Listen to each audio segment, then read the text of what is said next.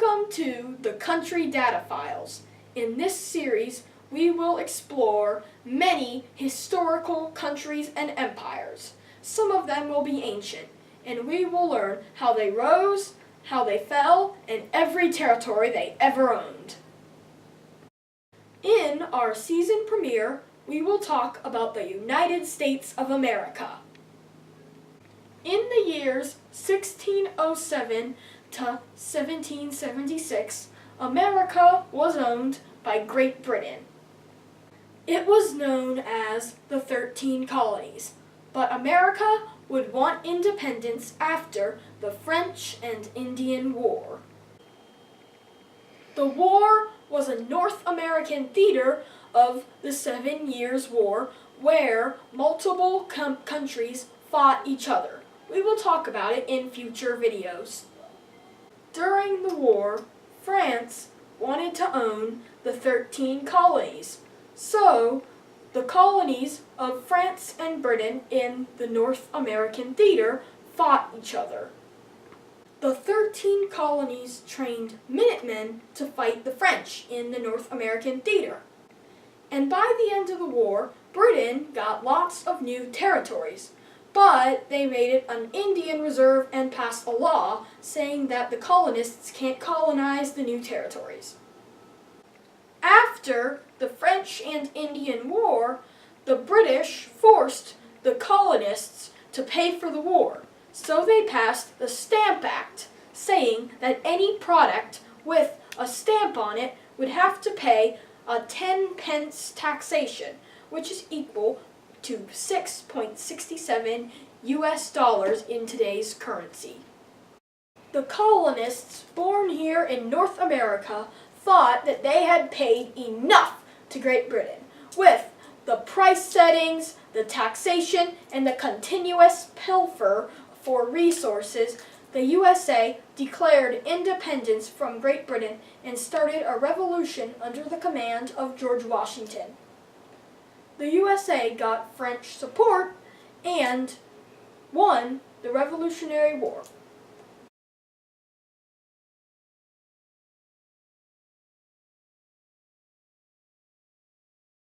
Alright, welcome to the top of Fort Monroe. This, ladies and gentlemen, is the fort that protected the Bay. Fort wraps all the way around. These are all gun turrets. All the way around. And it comes over to here. And continues around the other side. And you can see the bridge that they built there to let access in, but this is a complete fort that was made a long time ago. And you'll see that it goes all the way around. But this, ladies and gentlemen, protects, and it was meant to protect the entire James River, York River, and the whole Chesapeake Bay. Because if you look over here, you'll see one of the other islands that was used for ordnance during the Civil War. And if you look over here where that Navy ship is going, on the other side is, oh, look at this Harrier coming in. Look at this. All right, this is Fort Monroe. Completely moated in. The moat runs around the entire structure. And it's kind of shaped like a star, kind of, so they could get a breeze in here when they were doing the ordnance and getting everything prepared. That's what it was for. That's what it's all about.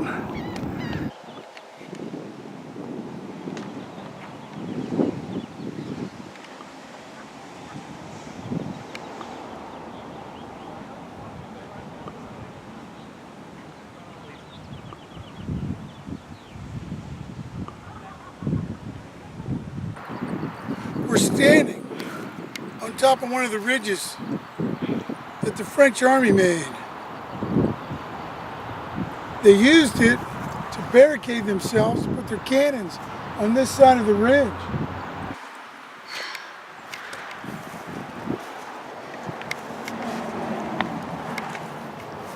This is a swinging cannon. It changed directions.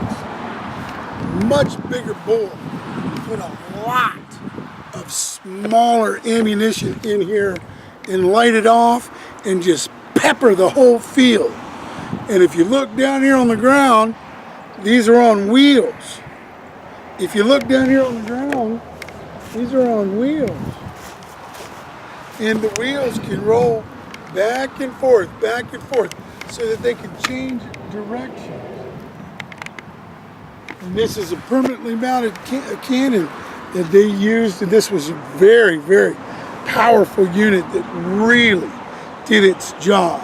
Because you could put the powder inside and load it with lots of little stuff, and boom, and it would just spread little pieces of shrapnel all over the field and injure people. Might not kill them, but it would injure them. There's no way they're going to come at you if they're injured. They get 4 or 5 pieces in their leg or in their arms, and they become unable to fight. That's a swing cannon. Lots of different cannons here. Welcome to Yorktown. After the war, the USA set up a democracy, and George Washington was elected president in 1789. And he was re-elected and finished out his term in 1797. The USA then colonized the land Britain had made an Indian reserve. Years later, America bought the Louisiana Purchase from France because Napoleon needed the money for his Napoleonic Wars. But America still wanted more land because many citizens believed in manifest destiny, which was the belief that America should own all the land between the Atlantic and Pacific Ocean. So, the USA wanted California and several other states from Mexico. Mexico had just declared independence from Spain in 1810, and it was huge! It owned Texas, which several Americans immigrated to, and when they outnumbered the Mexicans, they overthrew the government in a Texas Revolution. The Texas Revolution led to a war with Mexico. It was called the Mexican-American War. In the war, America got 6 states from Mexico, including California and the western part of Colorado. America had a civil war from 1861 to 1865. 620,000 men died in the war, which is more than all other wars. This is the cemetery, the military cemetery in Hampton, Virginia. The VA Medical Center is just on the other side. Fort Monroe is right over here. The mouth of the James River in the Chesapeake Bay.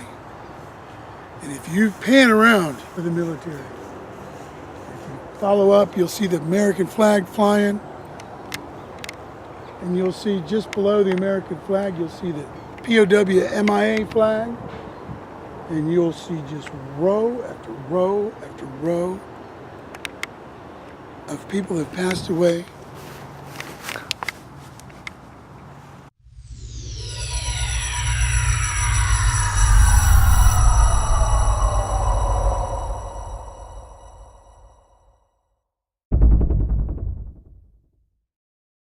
This building is Richmond National Battlefield Park's oldest visitor center. This is our Fort Harrison Visitor Center.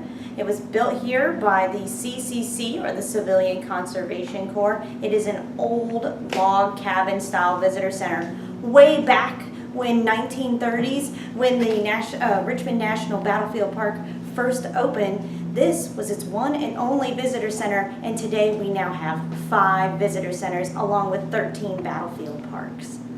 Thank you. No problem. No problem.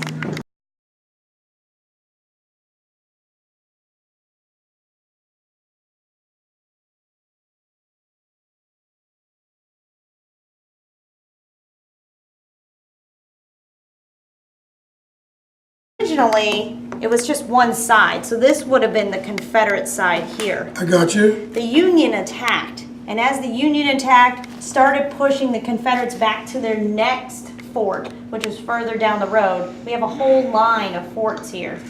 So that night, the Union starts to dig in, and they build the trenches on the opposite side. So not only do they have the back side completely covered now, they also have this side. So that's where we get the encompassed fort now. Right. Because of that, because of the attack. All the other ones are just a straight line, like a line. Wow, and it was as deep as this shows, so the boys could climb up here, and somebody would be down here reloading, and other ones up here firing. And then all these were lined with cannons. Yes and no. Some.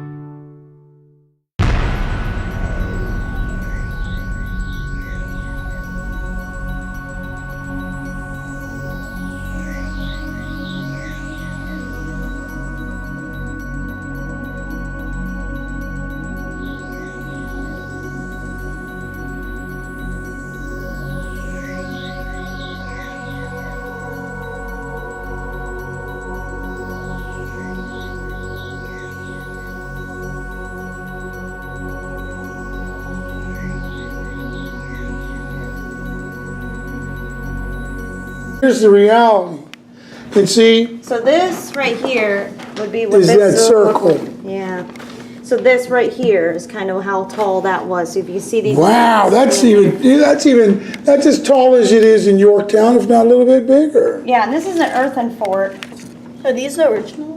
And Well, these are reprints, but these are original photos. I mean, they're not as big as like Fort Monroe, where they actually have a watered moat, you know, around We do it. have a moat around it. But was it filled with water when it rained? It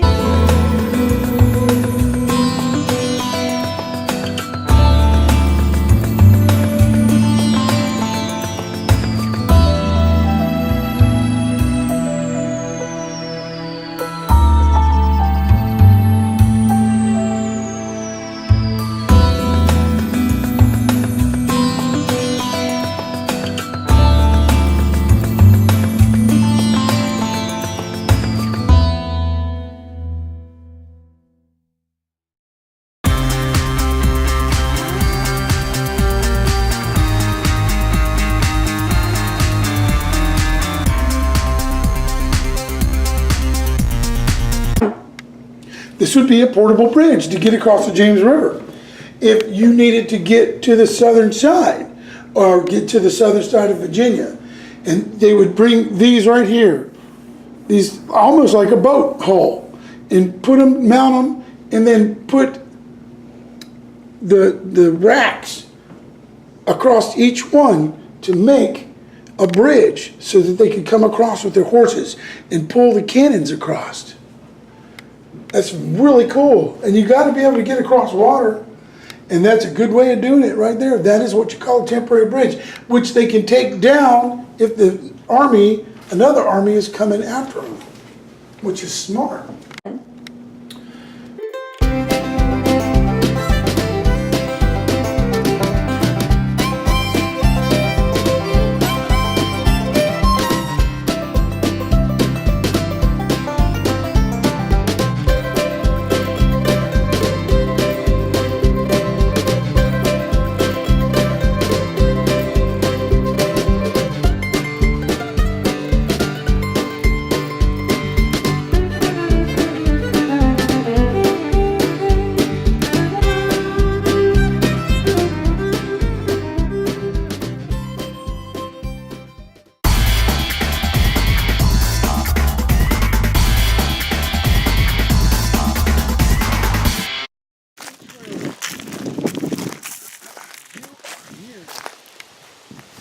You remember what you were saying in there?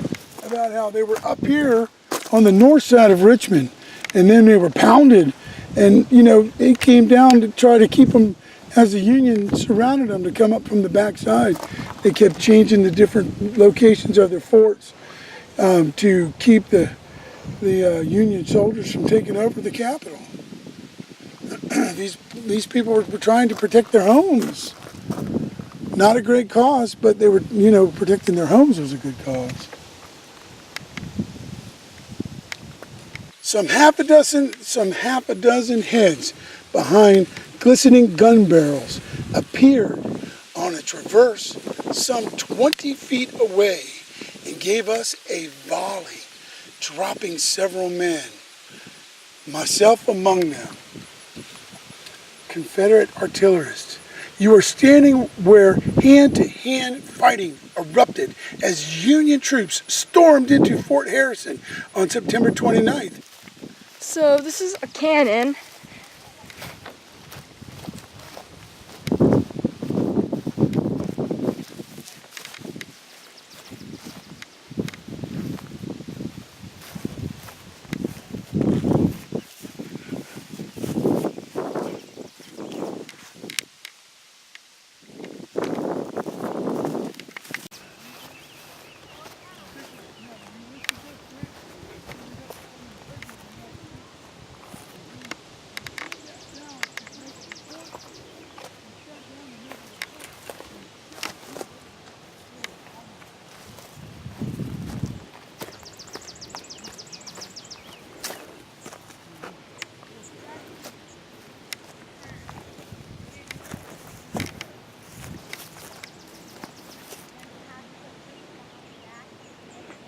There's a big moat here.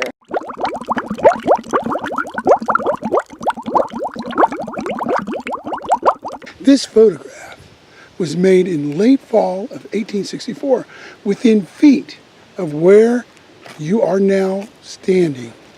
Note the casual posture of these Union soldiers, despite the fact that the Confederates were less than 700 yards away. As active operations gave way to winter routine, soldiers in Fort Burnham built bomb-proofs like this as shelter for enemy fire.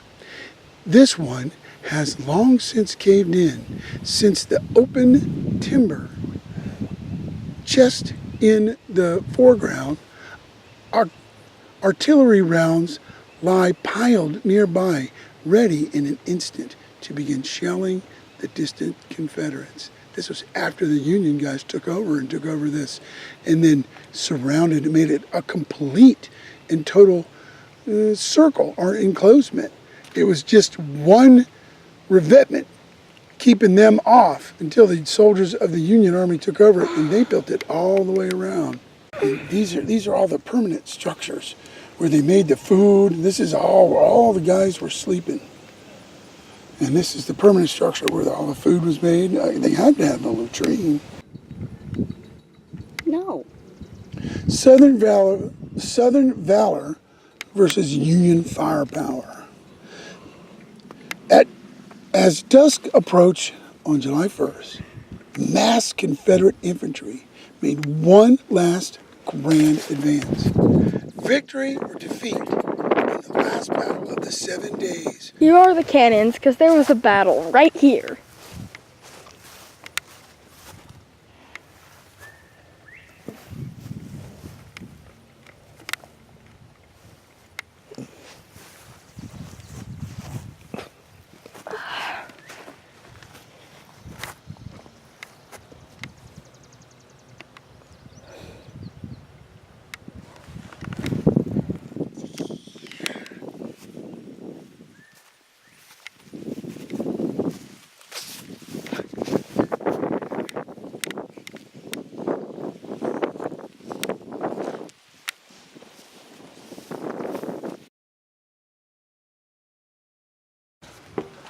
The splendid field of battle. Oh my gosh, how scary is that? You recognize all these names? Magruder and Jackson and Henselman. Stonewall Jackson. Well, Jackson's brigade, but AP Hill, there's DH Hill, but Magruder is down there in Newport News, and there's a lot of these names of a lot of the stuff around here. All of it came from the Civil War. So, right now I am sitting on the Lincoln gun. The Lincoln gun was used in the Civil War. It was cast in 1860. This was the first 15-inch Rodman gun. Its range was more than 4 miles. Weight of the projectile was over 300 pounds. During the Civil War, it was used to bombard Confederate batteries on Soul's Point. The gun was named for President Lincoln in March 1862. In 1898, America went to war with Spain. The war lasted a few months and caused America to get control of Puerto Rico, Guam, the Philippines, and Cuba. Although, after the war, the Filipinos wanted independence, not a change in imperial ownership, so they had a revolution against us. It was called the American-Filipino War. It lasted from 1899 to 1902. In 1902, Cuba became their own country. Involved in many wars, including the occupation of Nicaragua, the occupation of Haiti, the occupation of the Dominican Republic, and the sugar intervention. These were known as the Banana Wars because they involved economics in the Caribbean, Central America, and Northern South America. Later, when World War I started in 1914, the United States tried to stay out of the war with a policy of isolationism, but Germany destroyed French trade ships that American passengers were on. So America entered the war and helped France, Russia, Serbia, the United Kingdom, Italy, and Belgium to win the war against the Central Powers. The war led to the fall of several empires and economic depressions that would lead to World War II in 1939. And during World War II, America tried to stay out of it the same way, but Japan bombed Pearl Harbor in 1941, which led to America joining the war. World War II was a total war for the U.S., meaning every citizen would help in the war effort. And the U.S. freed multiple countries from Nazi rule, including France.